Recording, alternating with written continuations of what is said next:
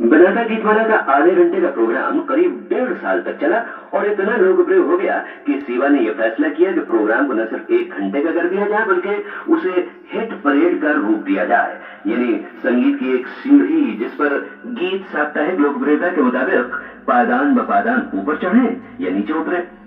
जहां तक मुझे याद है 1954 में बनाकर गीतमाला का सालाना प्रोग्राम नहीं हुआ था, मगर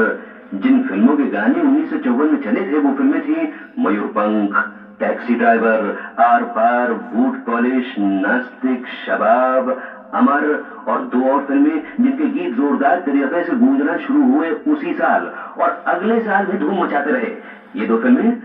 मेरा सलाम ले जाता हुआ उड़न खटोला और बीन बजाती हुई नागिन।